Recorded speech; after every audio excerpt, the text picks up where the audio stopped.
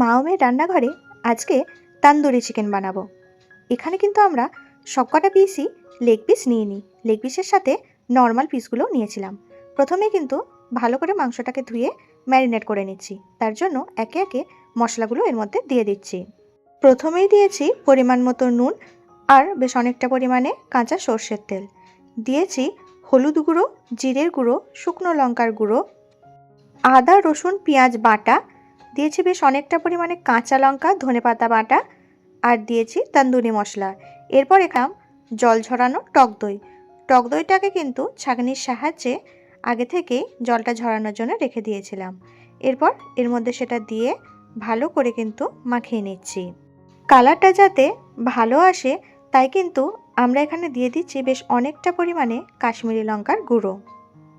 এই তন্দুরি চিকেন সাধারণত ম্যারিনেট করবার পরে 7 থেকে 8 ঘন্টা বা ওভারনাইট কিন্তু রেস্টের জন্য রেখে দিলে বেশি ভালো হয়।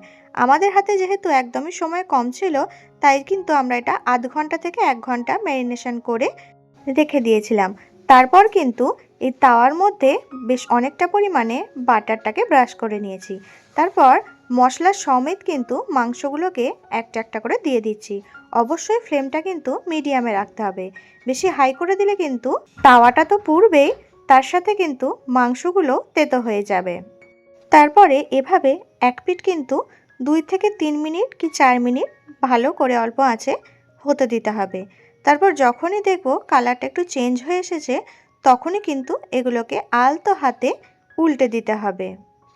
এভাবে একটা পিঠ হয়ে গেলে অন্য পিঠ উল্টে পাল্টেই কিন্তু আমাদের বেশ কম আঁচে ভালো করে ভেজে নিতে হবে, যাতে চিকেনগুলো ভালোভাবে সেদ্ধ হয়ে যায়। এরপর আমরা কিন্তু এখানে আরেকটু পরিমাণে বাটারও অ্যাড করে দিচ্ছি, যাতে চিকেনগুলো কিন্তু একটু বেশ ভাজা ভাজাও হয়। চিকেনগুলো প্রায় 90% কুক করা হয়ে গেলে কিন্তু আমরা চিকেনগুলোকে আরেকটু বেশিভাবে পোড়ানোর জন্য ডাইরেক্ট এভাবে আগুনের ওপর ধরেছি। এই প্রসেসটা কিন্তু আমরা 1 মিনিটের কমেই করেছি। আর দেখুন বাটারগুলোও কিন্তু বেশ পড়ছে গা থেকে, আর পোড়া পোড়াও একটা ভাব চলে এসেছে। সবকটা চিকেনের পিসকে এভাবে করে নেওয়ার পরে কিন্তু একটা স্মোকি ফ্লেভার আনার জন্য কাঠকয়লাটাকে আগুন লাগিয়ে তার মধ্যে বাটার দিয়ে দিয়েছি। তারপর চিকেনগুলোকে কিন্তু একটা বাটির মধ্যে রেখে সেটাকে ঢাকা দিয়ে দিয়েছি, যার ফলে একটা স্মোকি ফ্লেভারও কিন্তু তার মধ্যে চলে এসেছে। এরপর চিকেনটাকে ভালোভাবে কিন্তু ডেকোরেশন করে নিয়েছি। আমাদের আজকের রেসিপি আপনাদের কেমন লাগলো অবশ্যই কমেন্ট করে জানাবেন। Thank you.